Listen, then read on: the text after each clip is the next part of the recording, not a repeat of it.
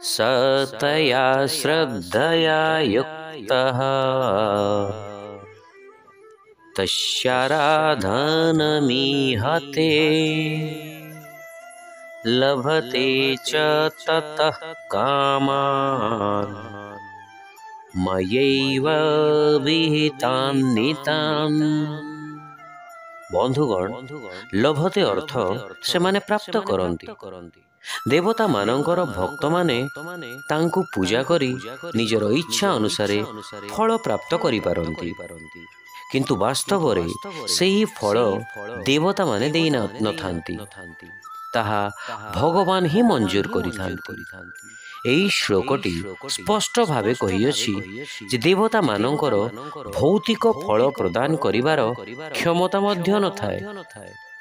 भगवान कृष्ण ताहा मंजूर कले ही सेमाने तांको भक्त मानंकु फल प्रदान करि पारंती।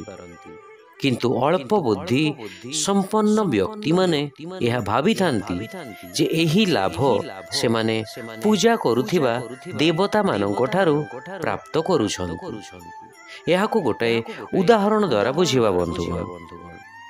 मने करंतु जणे व्यक्ति अनुभव कला जे ता क्षेत्र रे गोटे भलो डाक्तरखाना नहीं, पिला मानंको पढ़िबा पई गोटाए स्कूल नहीं एवं जमी रे जल सेचन पई अर्थ मध्य नहीं। अतएव से मनुष्य प्रथमे स्वास्थ्य मंत्री श्री मनसुख मांडवीयଙ୍କ पाखकु जाई गोटाए भलो डाक्तरखाना खोलिबा पई अनुरोध कला। तापरे से कृषि मंत्री श्री अर्जुन मुंडाଙ୍କ पाखकु जाई जल सेचन को निःशुल्क करिबा पई अनुरोध कला। एवं तापरे से शिक्षा मंत्री श्री धर्मेंद्र प्रधान पाखकु जाई गोटाए स्कूल खोलिबा पई अनुरोध कला।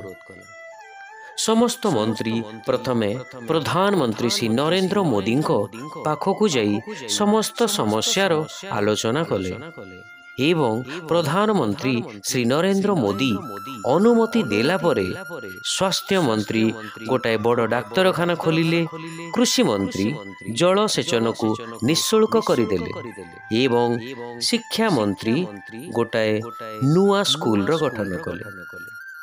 व्यक्ति को लगिला ये सबु जिनिस ए तीनोटी मंत्री करिसंती, किंतु सत्यता हैला बिना प्रधानमंत्री श्री नरेंद्र मोदी को बिना अनुमति रे कौनसी भी कार्य संभव होई न थांता। अतएव बंधुगण, आमर भी कौनसी भौतिक इच्छा प्रभु श्रीकृष्ण परोक्ष भाव में पूर्ण करिथांती, जहाकू आमे अज्ञानता कारणरू देखि पारि न थाउ। शिक्षा भक्त विश्वासयुक्त होई जने देवतांकर पूजा करे एवं तार काम वस्तु प्राप्त करे, किंतु वास्तव रे सेई फलाफलर व्यवस्था मुही करिथाए। Endowed with faith, the devotee worships a particular celestial god and obtains the objects of desire. But in reality, I alone arrange these benefits. Hare Krishna.